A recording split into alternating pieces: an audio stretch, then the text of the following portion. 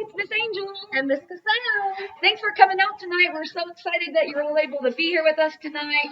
We've had a great year. We love our babies. We're going to miss them so much next year. Thank you guys for being so flexible. They've shown so much growth academically and socially, emotionally. We are so excited for them. And now we're going to send it off to Miss Ball. Good evening, families. My name is Corey Ball. I am one of our kindergarten teachers here at Alderman Elementary. We are so excited to get to meet our new kindergartners. New Year is always fun. So I am here to talk to you guys about the difference between pre-K and kindergarten in our school. So there's a couple differences. We do things a lot differently. So one of the big differences is that we do not have nap time in kindergarten. So that is an adjustment for our kids.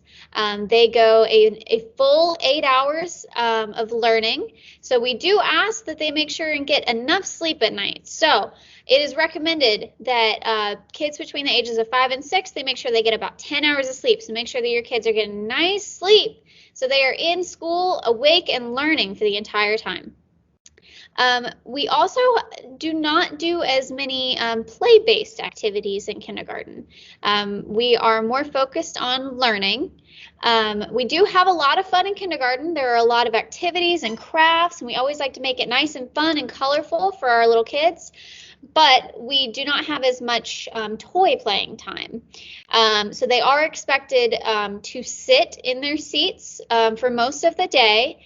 And focus, and there is a lot of emphasis on learning for most of the day, but we do try to fit in a couple activities, couple crafts throughout the day just to keep their minds moving. And then it is very important for them to be on time because, as we say at Alderman, we teach from bell to bell. So they need to be here as soon as we start our day, all the way up until the end, so they can get all of the learning that they're going to have for the day.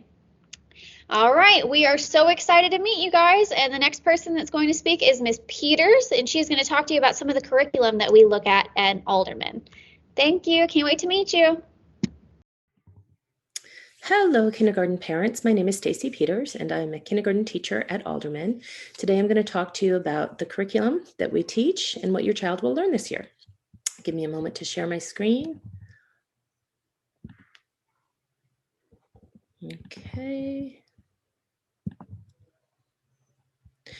Okay, so we have two components to our reading program. It is the CKLA.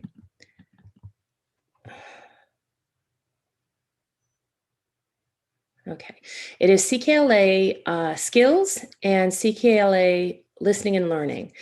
CKL skills is teaching the sounds and the actual reading. We start off by teaching your child how to properly hold a pencil and making lines, and then we will continue the writing process throughout the year. We will then start teaching letter sounds and only letter sounds, which is a little bit different than old kindergarten. We will do that until about January, and then we will work on blending and segmenting 2 and 3 letter sounds throughout the year. Rhyming is a big component. Letter identification is a little bit later in the year, probably around February. And we first show the lowercase and then we do the uppercase. And around that time, we'll be reading real books with your child, and they will be able to decode 3-letter words, 2-letter words, and start reading sentences. About this time of year, around April, we're working on the blends, which is like 2-letter sound, 2 letters that make 1 sound, and digraphs, again, 2 letters that make 1 sound. It's a little bit more complex, but your child will learn how to do it. And partway through the year, we will be sending home a bag of books. Those are things to do at home with your child for about 15 minutes each day. It's really important that they return that to school every single day so we can use that in small groups. Small groups is a time that we sit in a small group of children and work on specific skills that your child might need to work on. The other part of our reading program is called CKLA Listening and Learning. And its purpose is to concentrate on vocabulary development and teaching comprehension skills.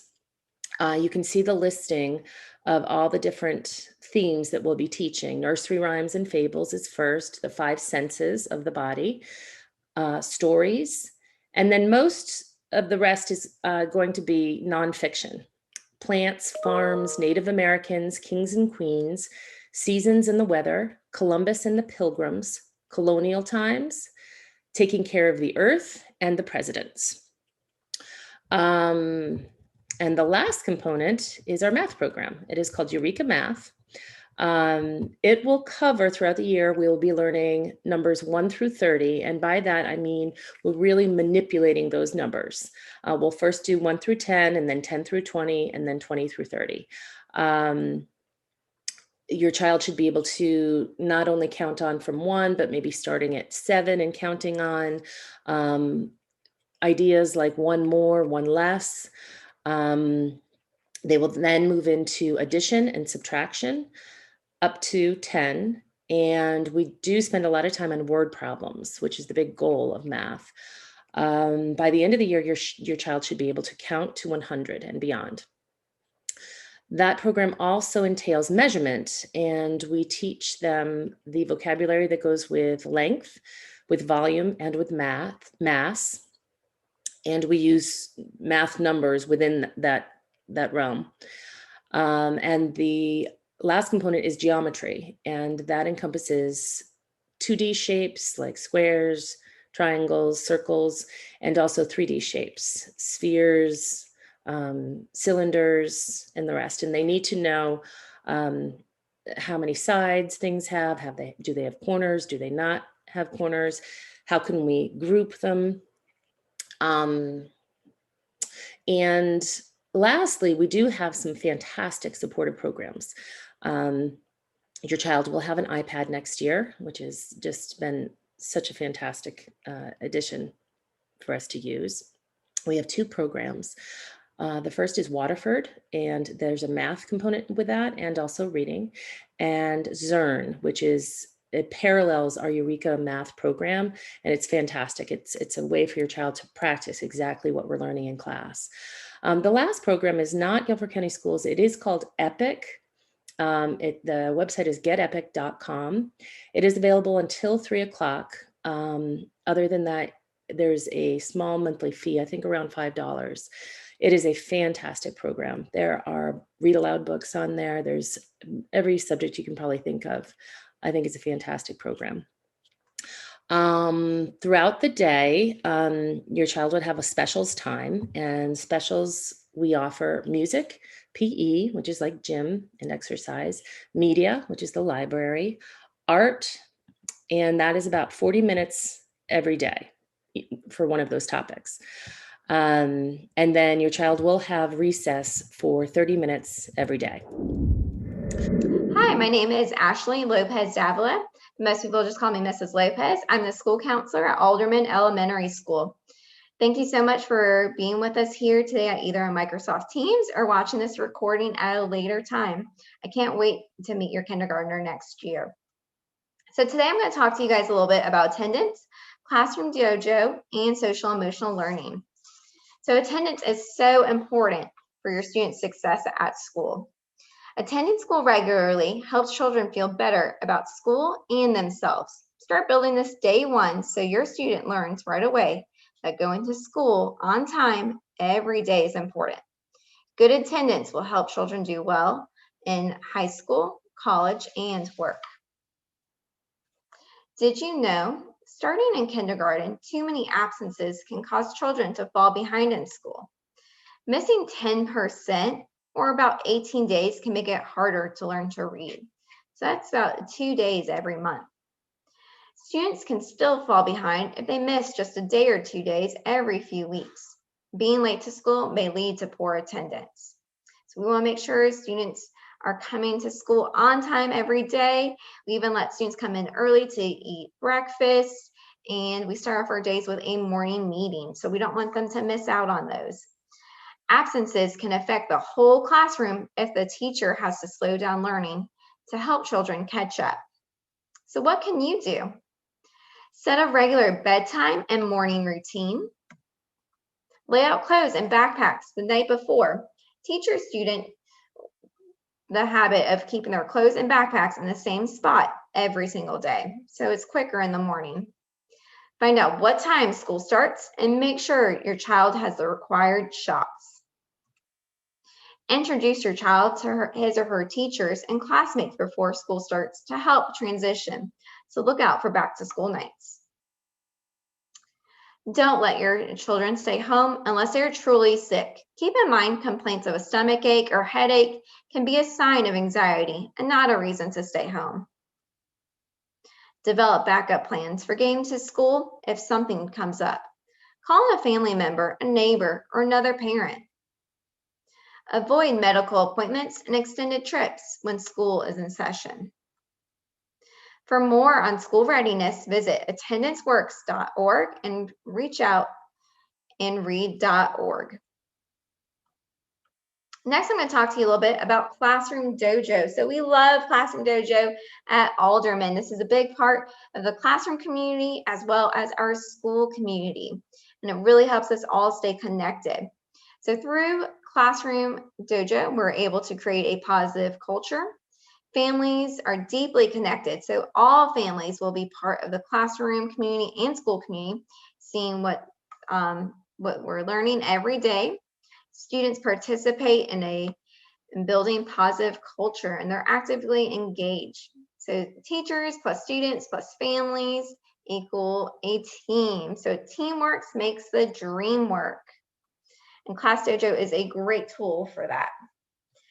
So Classroom Dojo in the classroom. Teachers will post announcements, files, events, and reminders to the Classroom Dojo. It's kind of like a little Facebook. You get to like things, comment on it, and you can send direct messages. We'll share photos and videos of classroom activities. You can send private messages to keep you in the loop, and that's a great tool. You can send that to the classroom teachers, or you can send it to the specialists, so like art, music, PE, or myself, or Miss Lloyd, our principal. You're able to connect with everybody, and we're able to connect with you through Classroom Dojo. So families will like and comment on photos, videos, events, leave positive feedback for students, communicate with teachers with private direct messages, and everything gets translated for any families that needs things to be translated. In the settings, we're able to change the language. We also use Classroom Dojo for students as part of our PBIS, and students can earn rewards through the classroom for getting a certain amount of Classroom Dojo points. And we also like to go around and do some surprise Classroom Dojo rewards as well.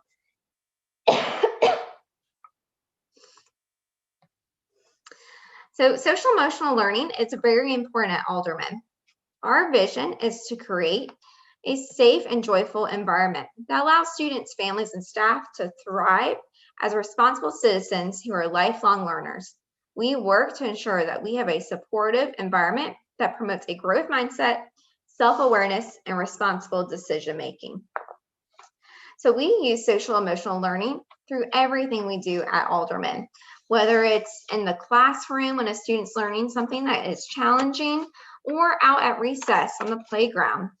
We will also be using a curriculum for social emotional learning to help students with learning a growth mindset, goal setting, emotional management, empathy and kindness, problem solving as well.